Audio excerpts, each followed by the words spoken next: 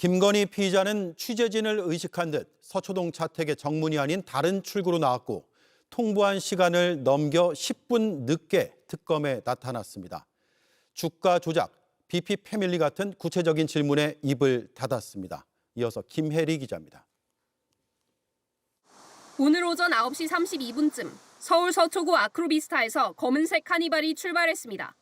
취재진과 지지자가 기다리던 정문이 아니라 다른 문을 통해서였습니다. 대부분은 출발을 바로 알아채지 못했고 방송에도 포착되지 않았습니다. 하지만 취재진은 곧바로 추적해 차량을 발견했습니다. 반포대교를 건너 광화문까지 진입하면서 다른 일반 차량들과 마찬가지로 교통신호를 전부 지켰습니다. 전직 대통령 부인이라 경호법상 대통령 경호처 직원들의 경호를 받지만 교통 통제는 없습니다. 아크로비스타에서 특검 사무실까지 거리는 약 11km로 평일 오전 9시에서 10시 정도엔 차로 30분 이상 걸리는 거리입니다. 교통정체 여파 속에 오전 10시 11분 포토라인에 섰습니다. 특검은 10시까지 출석할 것을 통보했지만 10분 남짓 늦었습니다. 도착이 예상보다 늦어지다 특검 사무실 앞은 아수라장이 됐습니다. 일부 유튜버들이 김건희 지갑, 김건희 구속을 외쳤고 지지자들은 태극기와 성조기를 흔들어대며 이에 질세라 소리를 질렀습니다. 정치 특검 중단하라! 하지만 당사자는 주변에 시선을 주지 않고 굳은 표정으로 청사 안으로 들어섰습니다. 2층에 마련된 포토라인까지 경호를 받으며 에스컬레이터로 올라갔고 카메라 앞에 서서 준비한 말을 빠르게 읊었습니다. 취재진은 계속 질문을 이어갔습니다. 국민에게 더 하실 말씀 없으십니까? 도이치 주가 조작 미리 알고 계셨습니까? 명태균 씨와는 왜 만나고 통화하셨습니까? BP 패밀리라고 들어보셨습니까? 전직 대통령 부인은 시선을 아래로 향한 채 구체적인 질문엔 답을 하지 않았습니다. JTBC 김혜리입니다. 지금 이 시각에도 광화문 특검 사무실 12층에서는 김건희 씨에 대한 조사가 진행되고 있습니다. 오늘 오전 10시 23분에 조사를 시작하여 11시 59분에 오전 조사를 마쳤습니다. 점심 식사를 마치고 오후 1시부터 조사를 재개하였고 방금 전인 오후 2시 39분에 조사를 잠시 중단하고 30분간 휴식을 취하고 있습니다. 이후 오후 3시 10분경에 다시 조사를 재개할 예정입니다. 스스로 준비해온 점심 도시락을 먹었고 우선은 저녁 식사도 준비해왔다는 게 특검의 설명인데요. 저같이 아무것도 아닌 사람이 헌정사상 초유 피의자 신분으로 포토라인에 선 전직 대통령 부인이 국민을 향해 꺼낸 첫마디였습니다. 국민 여러분께 저같이 아무것도 아닌 사람이 이렇게 심려를 끼쳐서 진심으로 죄송합니다. 수사 잘 받고 나오겠습니다.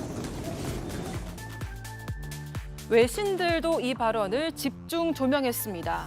워싱턴 포스트는 윤 전 대통령의 돌연, 졸속 권력 장악 시도를 언급하면서 이런 행동이 부인에 대한 의혹과 무관하지 않다고 보고 있다고 전했는데요.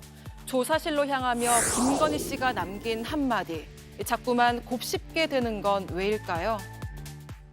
이걸 좀 짚어봐야 될 것 같습니다. 오늘 당초 김건희 특검이 김건희 씨에게 소환을 통보한 시각은 오전 10시였습니다. 그런데 오늘 오전에 상황 지켜보신 분들 다 아시겠지만 10시 11분에 특검 사무실에 도착했습니다.